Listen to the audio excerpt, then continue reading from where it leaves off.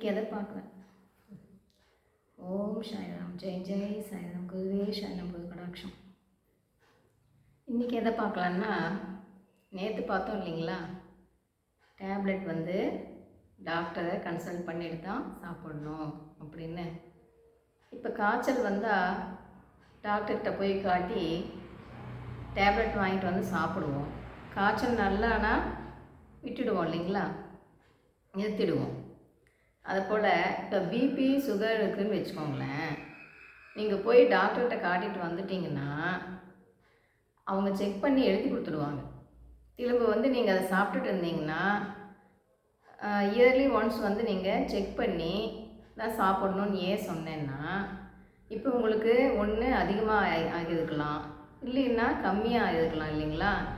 அதனால் நீங்கள் ஃபஸ்ட்டு உங்களோட மைண்ட் செட் என்னென்னா, பிபி சுகர் எல்லாம் வந்துடுச்சின்னா காலம் முழுக்க டேப்லெட் எடுத்தாகணும் அப்படின்னு மைண்ட் செட் பண்ணிக்கிறது. அப்போ என்ன பண்ணுறோம், அதை வந்து திரும்ப போனாலும் அந்த டாக்டர் இதையே தானே எழுதி கொடுப்பாங்க. அதனால் அதை வாங்கி நாமளே முழுங்கி போடலாம், திரும்பவும் ஏன் டாக்டர்கிட்ட போய் கேட்கணும் அப்படின்னு அதை நாங்களே வாங்கி வருஷக்கணக்காக 2 வருஷம் 3 வருஷம் 4 வருஷம் ஆனாலும் அதையே முழுங்கிட்டு திரும்ப என்ன சொல்லுவோம், அந்த டாக்டர்கிட்ட தான்ப்பா போனேன், எழுதி கொடுத்தாரு, சாப்பிட்டுட்டே இருக்கேன், இன்னும் நல்லாவே ஆகலம்போ. தப்பு யார் மேலே? தப்பு பண்ணுறது நாம். திரும்ப போய் பார்க்கணும், அதிகம் ஆகிடுச்சா கம்மியாகிடுச்சான்னு போய் பார்த்தா தான் டாக்டர் வந்து செக் பண்ணி அதுக்கு தக்காப்பில் பவர் கொடுப்பாரு. நல்லா ஆயிடுச்சுன்னா வேணான்னு சொல்லி அனுப்பிடுவார் இல்லைங்களா. அப்போ நாம் போய் காட்டாமையே விட்டுட்டு நான் அங்கே தான்ப்பா காட்டினேன், 4 வருஷமாக சாப்பிட்டுட்டு இருக்கேன், இன்னும் நல்லாவே ஆகலப்பா அப்படின்னா எப்படிங்க நல்லாவும்? இப்போ நீங்கள் வந்து முதல்ல மைண்ட் செட் அப்படி பண்ணிக்கிறீங்க. பிபின்னா காலம் முழுக்க சாப்பிட்ணும், சுகர்னாலும் காலம் முழுக்க சாப்பிட்ணும், அப்படியெல்லாம் கிடையாதுங்க. நல்லா ஆகும், அது நல்லா ஆகாதுன்னு நினைக்காதீங்க. நீங்கள் அப்படி நினச்சிங்கன்னா நல்லாவே ஆகாது. இப்போ எதுக்காக பயிற்சி பண்ணுங்கள் மூச்சு பயிற்சி பண்ணுங்கன்னு சொல்லிகிட்டே இருக்கேன் நான். நான் சொல்லி கொடுத்த பயிற்சி தான் இல்லை, நீங்கள் எங்கே கற்றுட்டு இருந்தாலும் எந்த பயிற்சியாக இருந்தாலும் தினமும் உட்காந்து செய்யும்போது உங்களுக்குள்ள என்ன ப்ராப்ளமோ அதை நல்லா பண்ணிவிட்டுடும். அதனால தான் தினமும் பண்ணுங்கன்னு சொல்லிகிட்டே இருக்கேன் நான். இந்த பயிற்சி தான் இல்லை, நீங்கள் எந்த பயிற்சி பண்ணாலுமே உங்களுக்கு நல்லாயிடும் சரிங்களா. அதனால் மூச்சு பயிற்சி பண்ணும்போது தான் மனசு அமைதியாகுது. தாட் இல்லாமல் அப்படியே அமைதியாக இருக்கும்போது தான் அந்த காஸ்மிக் எனர்ஜி உள்ளே இருக்கும். உள்ளே போகும்போது தான் உங்கள் உள்ளுக்குள்ளே இருக்கிற பிரச்சனையை அது சரி பண்ணிவிடும். ஆகையினால நீங்கள் வந்து என்ன பண்ணணும், தினமும் ஒரு 10 நிமிஷம் ஒதுக்கி 1/4 மணி நேரமாச்சும் ஒதுக்கி பண்ணுங்கள். இதை வந்து நான் வந்து இப்போ 3 வருஷமாக கிளாஸ் எடுத்துகிட்டு இருந்திருக்கேங்க, தியான கிளாஸ்க்கு வந்தவங்க சொன்னதை வச்சு தான் நான் சொல்லிகிட்டு இருக்கேன், செக் பண்ணிட்டு தான் சொல்லிகிட்டு இருக்கேன். லோ பிபி இருந்தவங்களுக்கு நல்லாயிடுச்சு, வீசிங் ஆஸ்துமா பேஷண்ட்டுக்கு நல்லாயிடுச்சு, ஃபுல்லுமே நல்லாயிடுச்சு. அவங்க இளநியே குடிக்கிறாங்க இப்போ சரிங்களா. அப்போ லோ பிபி ஆஸ்துமாலாம் நல்லாயிடுச்சு, தூக்கம் வராதவங்களுக்கு நல்லா தூக்கம் வந்துடுது, உடம்பு பெயின் எல்லாம் நல்லாயிடுச்சுங்கும்போது இந்த பிபி சுகர் நல்லாவுமா ஆகாதான் சொல்லுங்கள் பார்க்கலாம்.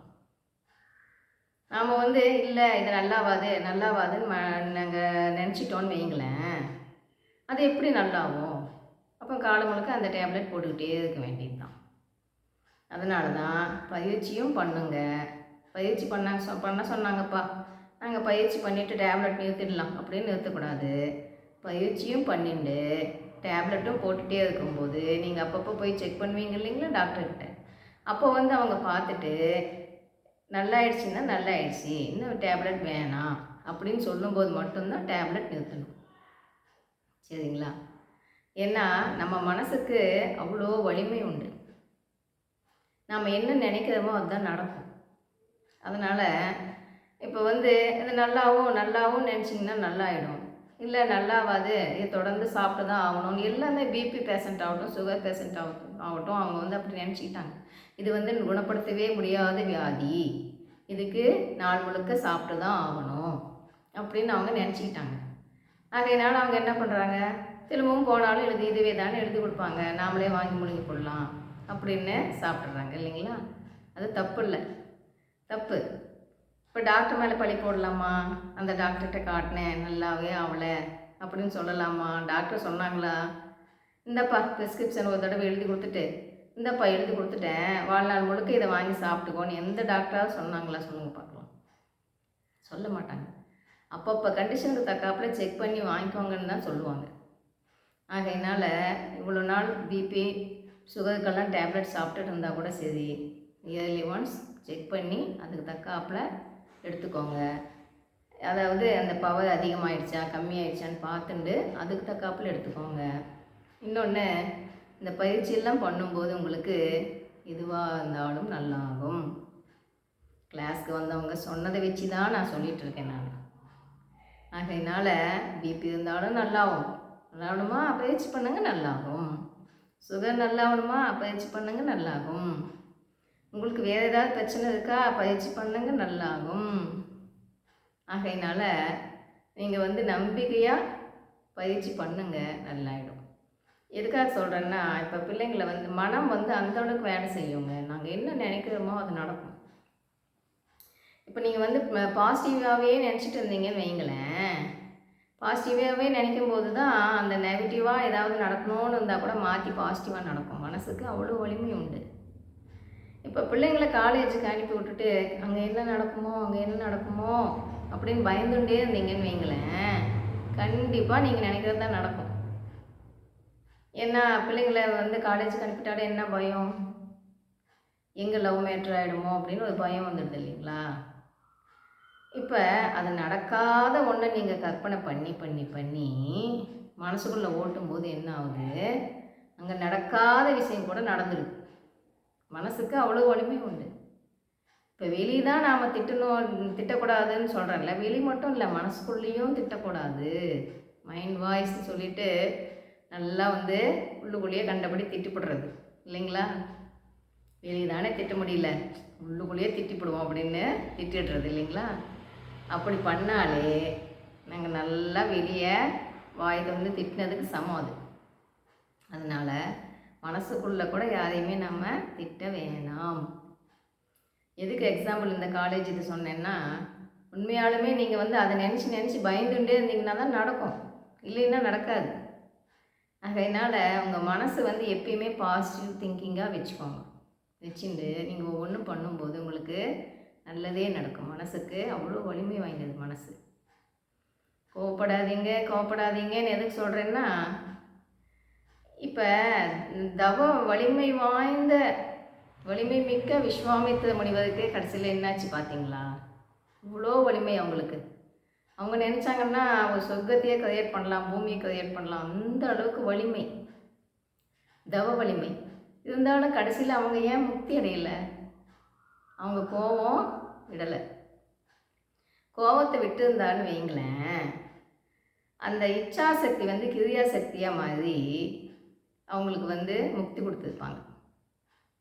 ஏன் அந்த பகவான் நினச்சிருந்து அதை பண்ணியிருக்கலாம்ல, ஏன் பண்ணலை?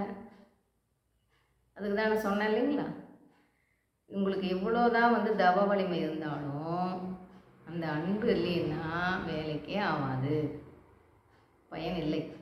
எவ்வளோ வருஷம் தவம் பண்ணாலும் ஒவ்வொருத்தரும் யோசிப்பாங்க இல்லைங்களா, நிறைய வருஷமாக தவம் பண்ணிகிட்ருக்கோம், எந்த மாற்றமும் இல்லையே அப்படின்னு யோசிப்பாங்க.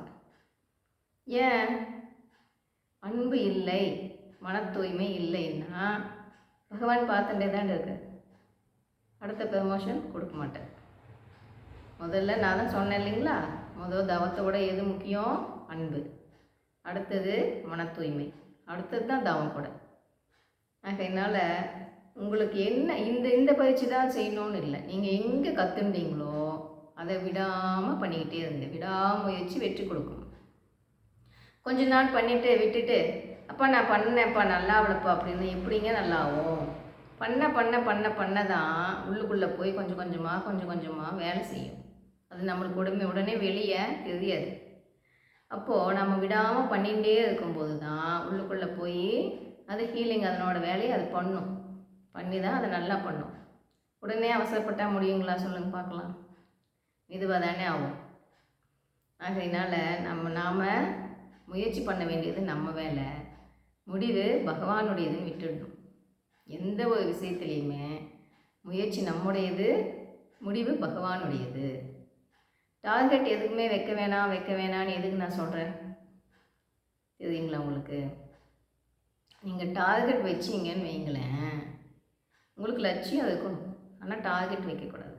ஏன்னா இப்போ நீங்கள் வந்து இவ்வளோ இவ்வளோ கொடுப்பான்னு கேட்பீங்க, பகவான் வந்து இவ்வளோ கொடுக்கலான்னு கூட நினச்சிட்டு இருப்பார்.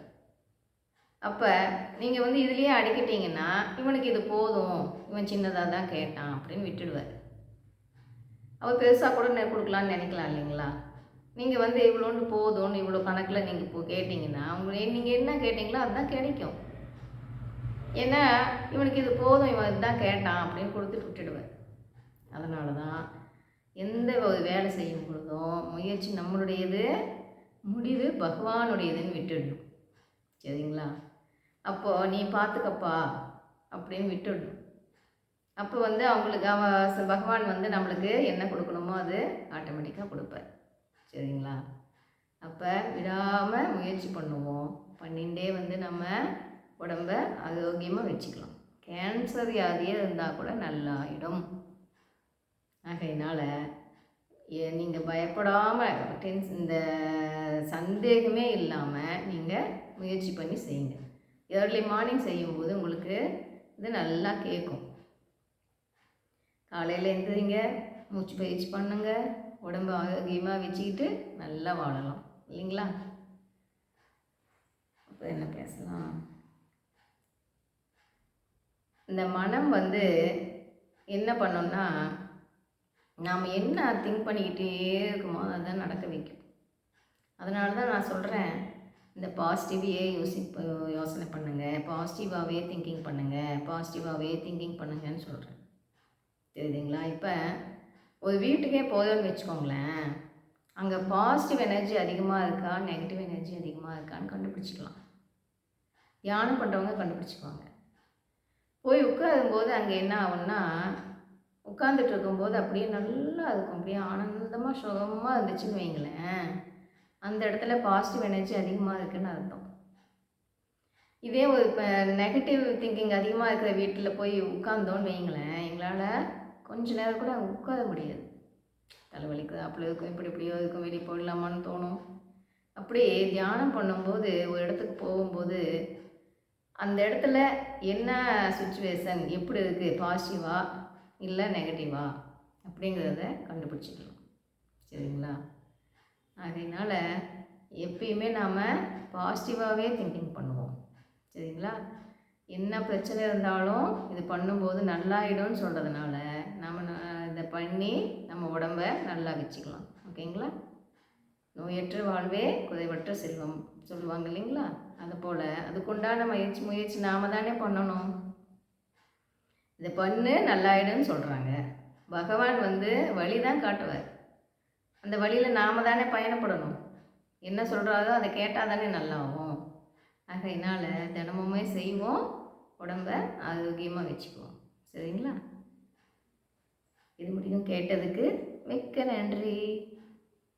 பாய்.